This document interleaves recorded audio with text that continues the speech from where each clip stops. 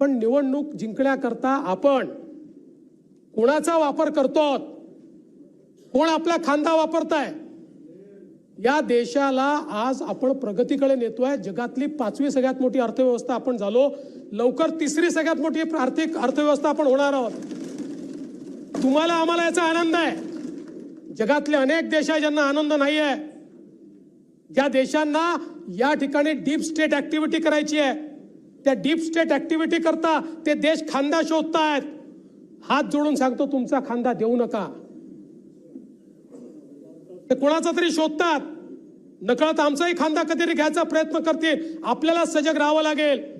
मला आठवतं, अटलजींनी एकदा आपल्या सभागृहात सांगितलं होतं, सरकारें आएगी जाएगी, पार्टियां बनेगी बिगड़ेगी, ये देश रहना चाहिए, मेरा संविधान रहना चाहिए।